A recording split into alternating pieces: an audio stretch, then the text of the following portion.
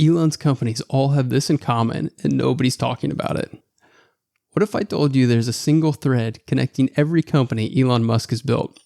A pattern so obvious, yet so overlooked, that once you see it, you can't unsee it. Data is the new oil, and Elon Musk is drilling everywhere, from the roads you drive on to the tweets you post, and even the space above your head. When viewed together, his companies aren't just separate businesses. They're pieces of a puzzle forming a complete surveillance ecosystem. Today, I'm going to show you exactly how Elon is executing a full spectrum dominance strategy on our data. Let's break this down company by company and see the picture that emerges. Tesla, your car is watching. Do you own a Tesla or ride in one regularly? Think about what it knows about you. Tesla isn't just a car company. It's a data collection machine on wheels. First, these vehicles require a smartphone application to operate. This immediately links your digital identity to that specific vehicle. All right, the truck is plugged in. I better not have to download an app to charge my vehicle. Not gonna lie, I'm actually getting pissed off. This is actually pissing me off. This is a f***ing disaster. Yeah, I'm not able to charge it. It says paid charging unavailable. I have to add it to my Tesla account. I've been on the phone with service trying to get like a document submitted because I don't have the title for it. Because I'm at a supercharger and the truck is at 0%. So it's borderline dying and it's 110 degrees out. I think I can see what's wrong is that the vehicle is still under an unknown buyer. So I'm going to go ahead and escalate this to our site leadership high up in Tesla just to see if we can get a resolution for you right away. Okay, thank you so much. It just fired up. 45 minutes remaining. It started charging. Overall, my charging experience has been less than enjoyable. Quite miserable, actually. But it's just to unlock my car, right? Think again. Being electric means, unless you're completely off the grid, your energy consumption is being monitored in real time. More importantly, these cars use multiple cameras to create a constant 360-degree surveillance bubble. This isn't just about driving assistance. It's why Tesla has accumulated possibly the most comprehensive road and environmental data in the world. Every time you walk past a parked Tesla in a parking lot, you should know you're being recorded. With facial recognition technology, that Tesla could be identifying you too. And it's not just watching outside. The interior cameras are recording you and your passengers. Think about that next time you take an Uber or a Lyft Tesla. If you own a Tesla, it's collecting your pattern of life data, where you live, where you work, where you exercise, and when you commute. That data is so detailed that Tesla offers a unique auto insurance program that adjusts your payments based off your driving habits. So this is my Tesla Model 3 and I can't drive it past 10 p.m. And that's because I have Tesla insurance. And if you don't know what Tesla insurance is or how it works, well, it grades you on how you drive. Which means if your safety score is very high, you pay less per month, but if it's very low, you pay more per month. And they get that score by the following criteria, and if you can see right here, one of them is late night driving. And they consider late night driving being from 10 p.m. to 4 a.m. Like, how is 10 p.m. late? And because this is a Tesla, this car is connected to the T. So all this stuff is being graded live as you drive pretty much. And as soon as it hits 10 p.m., that thing starts ticking. And now you might be asking, how much can that late night driving affect your safety score and how much does it bring up your premium? Well, here's what it would be like. So this is a 100 score. I would only pay $93 if I drove perfectly. But say I was doing a whole lot of late night driving, but I was still driving like a good civilian. Well, if that's all the way at the bottom at 29.3, my premium increases to $194. And here's something most people don't know. Back in 2021, the government mandated all new cars included a kill switch by next year. That being like this next year, 2026. Do you know what happens in 2026 according to this document? Tell me. Your car will have a kill switch in it. Oh, really? Every car new from 2026 forward is mandated by this infrastructure bill to have a kill switch. But it's not just a kill switch, as in, remember the movie Idiocracy, President Camacho? Yes. When they were chasing him in the electric car, the golf carts? Yes. And they could defeat the car, the police could hit the button and the car would stop? Yes. It's that. Literally, Idiocracy is coming to life. I'm not even joking with this. Rita, it's me, Joe, from the experiment. Get in the car, come on. Oh, yeah. Hey, what the hell, man? Just get in the car. I'll explain everything. Where are we going? Just get in the car. What happened to those army guys? Wait a minute, you got cops after you? Yeah. And you made me get in the car? I got 2 strikes, asshole! Frito, take it right here. Right. Into that dust storm, Frito. They must have just forgotten about us. It's been 500 years? Well, all I'm saying is you don't have to worry about it. You know what? The last time you told me not to worry was 500 goddamn years ago when you were trying to tell me to get in some sort of tricked out army coffin. Look, Rita, I don't know how this happened, okay? But I'm doing everything I can to get us back there, okay? I promise you. You are harboring a fugitive by the name of Not Sure. Please pull over and wait for the police to incarcerate your passenger. Oh, hell no. You know Thank what? you for You your better let me help. out of here. Look, Right Rita, now. if you don't have one of these, they're gonna throw you in jail. And trust me, you don't want to get thrown in the jails they got around here. I've been in them. They're bad. You're better off being with us, as bad as that sounds. Wait, what are you doing? Why are we slowing down? Turned off my battery.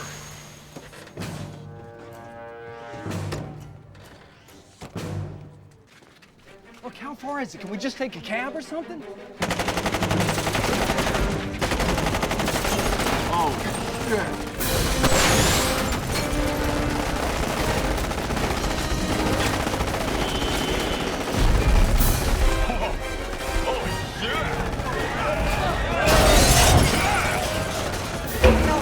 That's your car. Oh, hell yeah! Keep on riding! Come on, let's get out of here.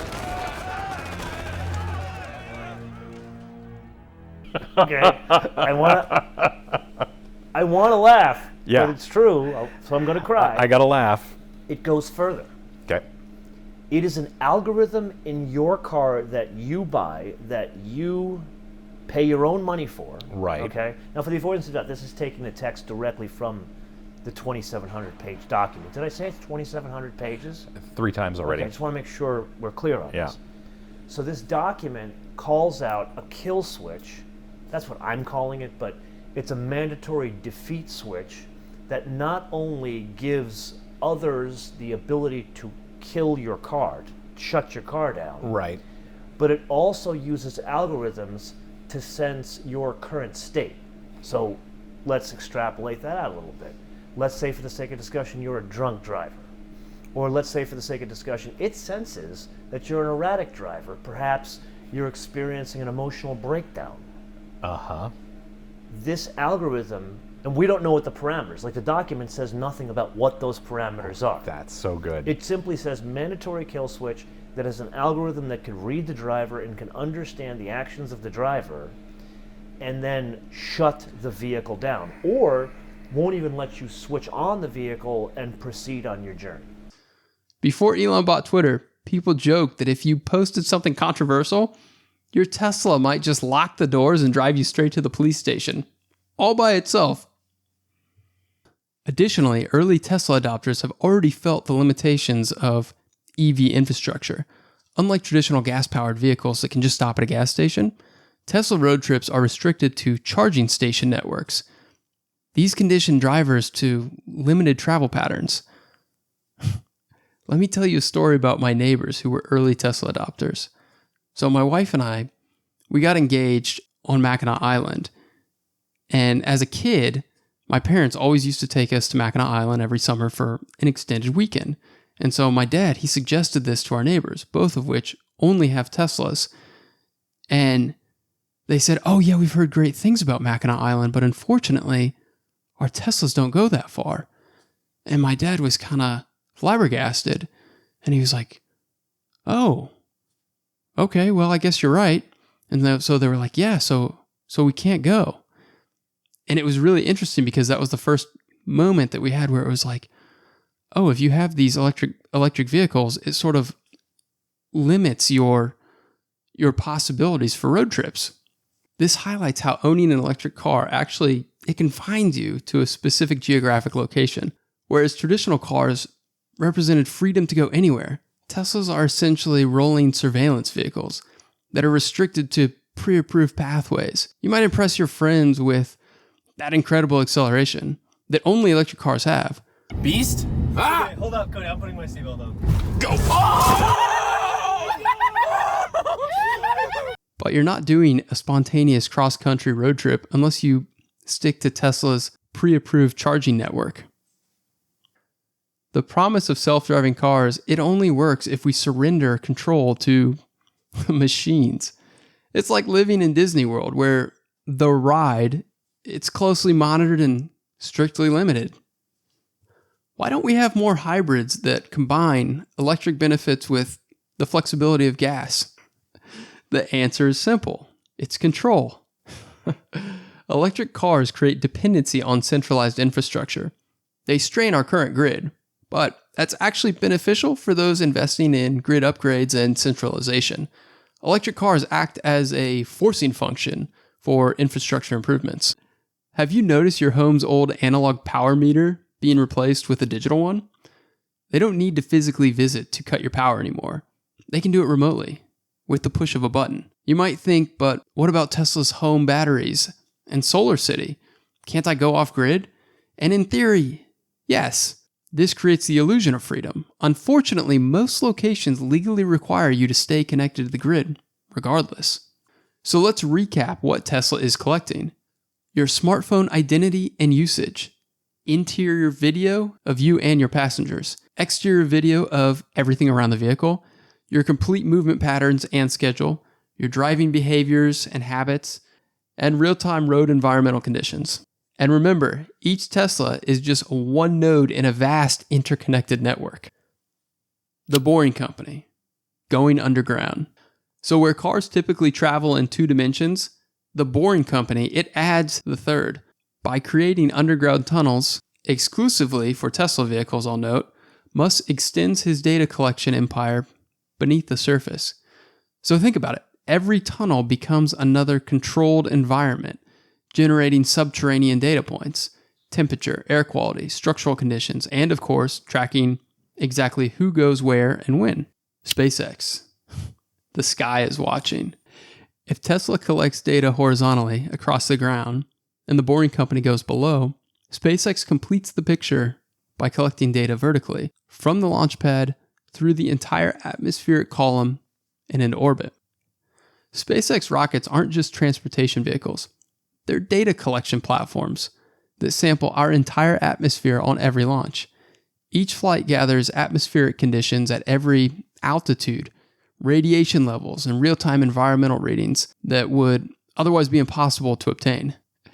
Yes, SpaceX contracts with the government and commercial clients to launch their payloads, but the company is also deploying something much more significant.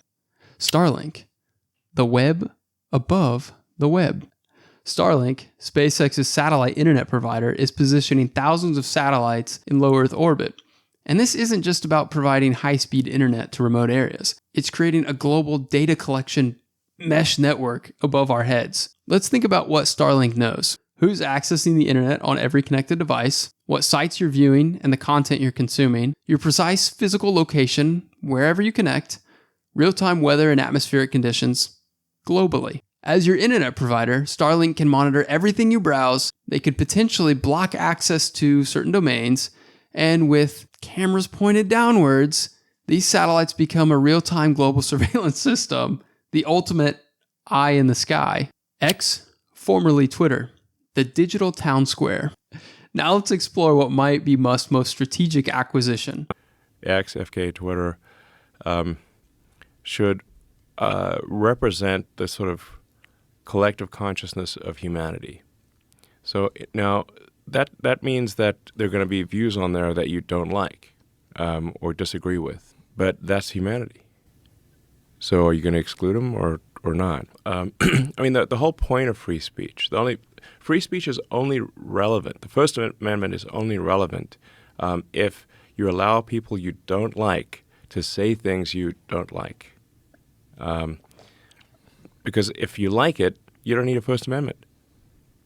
So the whole point of free speech is that, frankly, even people you hate say things you hate, because if people you hate can say things that you hate, that means that they can't stop you from saying what you want to say.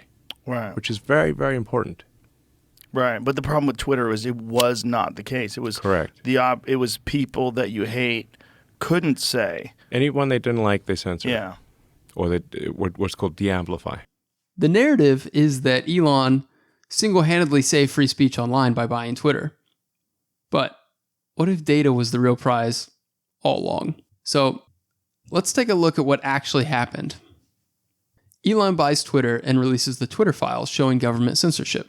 Okay, before we go any further, let's dive into this a little bit. The narrative is that Elon single-handedly saved free speech by buying Twitter, as if Twitter is the entire internet. Yes, we learned from the Twitter files that there was a backdoor for the government to make demands and censor whoever they wanted. However, this wasn't news for anyone paying attention. The Twitter files were the definition of a limited hangout. A hand-selected group of Elon-approved journalists were given permission to view emails, but they could only publish their findings on Twitter with screenshots. They didn't create a database where anyone could verify the claims themselves. This limits our ability to confirm what's being asserted. Traditionally, journalists would link to primary sources, so we could triangulate claims to reach evidence-based conclusions. Also, to my knowledge, Elon has never addressed whether or not the backdoor still exists. Okay, with that out of the way, let's continue. He fires most employees and takes the company private. He hires a World Economic Forum young global leader as a CEO who immediately says freedom of speech doesn't mean freedom of reach.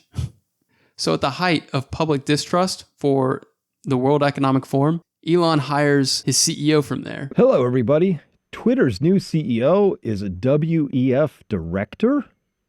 I'm Chris Martinson of Peak Prosperity. We are going to talk about this because this is a bizarre thing to me right here. It was just back in, that's January 18th. Elon Musk saying, WEF is increasingly becoming an unelected world government that the people never asked for and don't want. He's absolutely right. But yeah, Linda Yaccarino is indeed, she is not just somebody who had her picture taken at the WEF, because it happens. You can go to an event, get your picture taken there. She is the executive chair of the World Economic Forum from January 2019 to present. Who immediately says freedom of speech doesn't mean freedom of reach. And you talk about the importance of freedom of speech. Yesterday, you posted a new policy that was titled Freedom of Speech, Not Freedom of Reach. That got my attention. Yes. Tell us about your new policy. Right. So freedom of speech, not reach, is important in that, like if somebody has something hateful to say, it doesn't mean you should give them a megaphone. They should still be able to say it, but it needs to be not then pushed on people. So if, you can go like in Times Square in New York, and you can hear people say all kinds of crazy things. That's fine, but we don't broadcast that to Earth. So if somebody wants to say something that's technically legal, but is, by most definitions hateful, we're not going to promote that to people. We're not going to recommend hateful content to people. We'll put that behind a warning label saying this speech is probably something you don't want. He announces plans to authenticate all users, eliminating anonymity. He specifically hired an Israeli intelligence company with ex-Mossad ties to handle that user identification process. He shuts down the API access, limiting outside analysis of the platform. He reveals plans to add payment systems harkening back to his roots with PayPal. And he reveals his plan to model X/Twitter after China's everything app, WeChat. From a data perspective, Elon bought the digital hive mind of the world. X/Twitter provides real-time insight into breaking news globally, immediate understanding of trending topics, control over information flow and reach, detailed user interests and behavior patterns, and network analysis showing influence and connections. With this platform, Elon gained access to the raw, unfiltered consciousness of the internet. But why was this so valuable? The answer became very clear when ChatGPT was launched. XAI, connecting the dots. Back in 2018, Musk appeared on Joe Rogan's podcast, expressing serious concerns about AI danger. I try to convince people to slow down AI, to regulate AI. This was futile.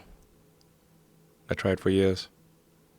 This seems like a scene in a movie where the robots are going to fucking take over and you're freaking me out. Nobody listened. Nobody listened. No one.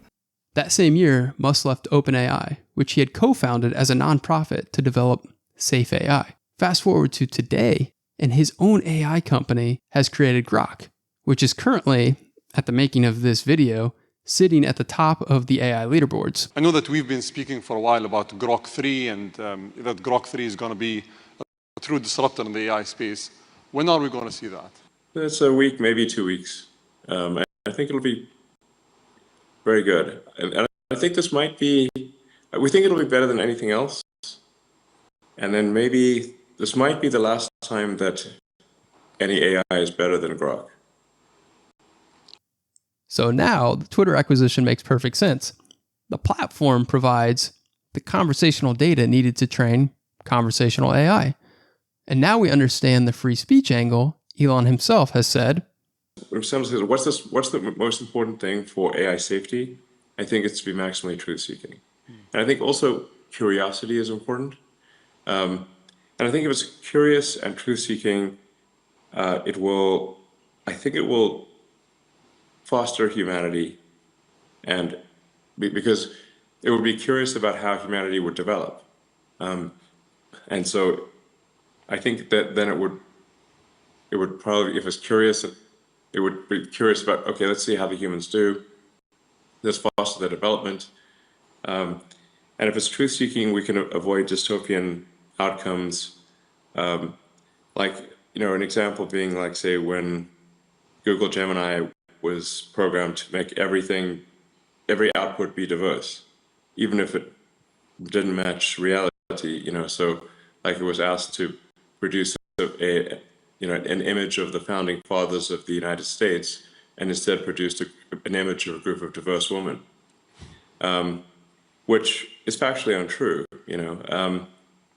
but the problem is, like, if hypothetically an AI is designed for DEI, diversity at all costs, it could decide that there are too many men in power and execute them.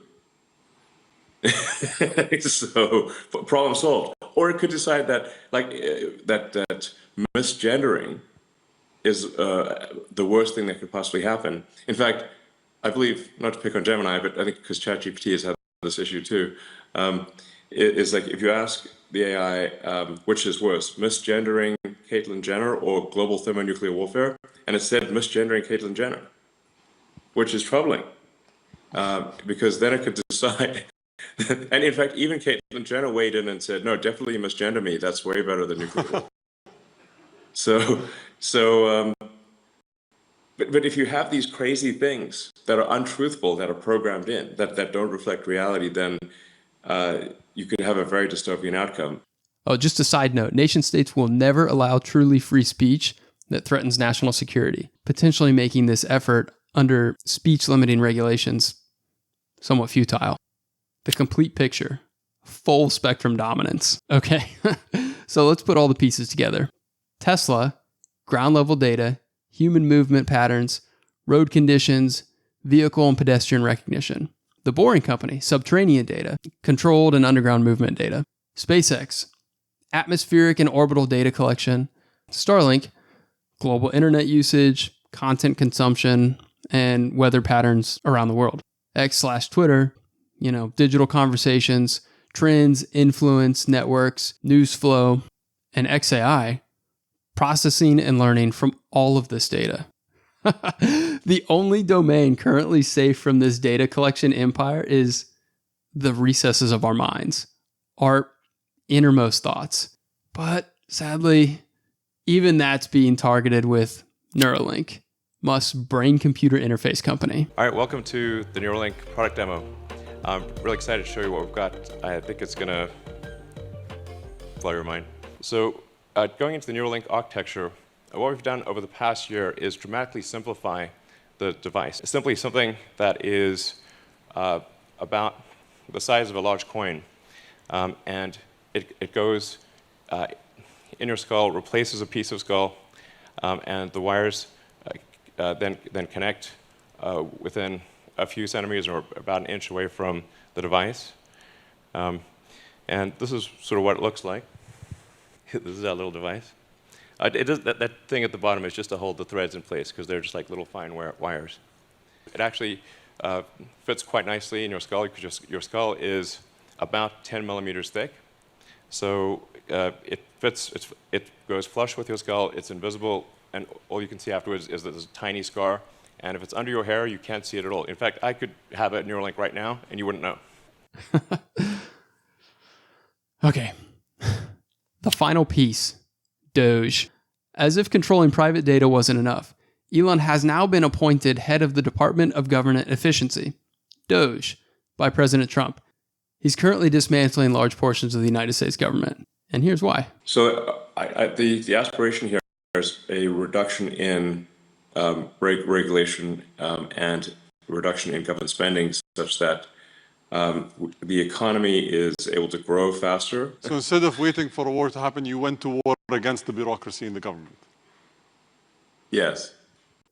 Musk claims workers are more efficient in the private sector. So, so I think there'll be like some disruption, but at the end of the day, we'll have people move from, like I said, from low to negative productivity roles to, in the government sector, to higher productivity roles in the private sector.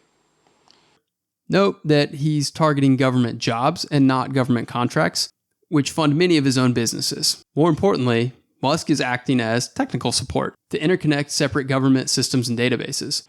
And what lessons can other governments learn from the US? You say tech support on your shirt. Is that only technology, or is there other things? How do you approach efficiency? The US government runs on a collection of thousands of computers, many of them antiquated, running very old software, and the computers don't talk to each other. So that's why tech support is kind of a real thing. In order to make the government more efficient, you have to improve the technology. While presented as modernization, this creates unprecedented opportunities for data acquisition and control. Who knows, maybe Musk's XAI could become the control layer of a streamlined, future digitized government. We're potentially moving toward a future where government is downsized and transparent, while the private sector, controlled by figures like Musk, remains opaque and increasingly powerful. I'm not telling you Elon Musk is a villain. I'm showing you a pattern that's hiding in plain sight. His companies are not just separate businesses. They're an integrated data ecosystem spanning physical, digital, and potentially neural domains. The question isn't whether this system exists. It clearly does. The question is, what will it be used for? And do we have any say in the matter? So, if you found this analysis valuable, please subscribe and share this video. Knowledge is the first step towards making informed decisions about our increasingly connected future. So what do you think? Is this data empire concerning? Is it exciting? Please let me know in the comments. Thank you. Yeah, I mean, I don't know. I think we might be headed to a bimodal human intelligence distribution, where there's a small number of, it's kind of maybe like more like Brave New World, Aldous Huxley, where you've got sort of a small group of very smart humans, but then maybe the average intelligence drifts lower over time, potentially. Because we have assortative mating, in the last few decades or several decades that did not exist before. So, but human intelligence, I think, will be dwarfed by machine intelligence. I'm not sure how to feel about that, except that it appears to be inevitable. That at some point, human intelligence will be a very small fraction of total intelligence. Digital intelligence will be more than 99% of all intelligence in the future. So hopefully the computers are nice to us.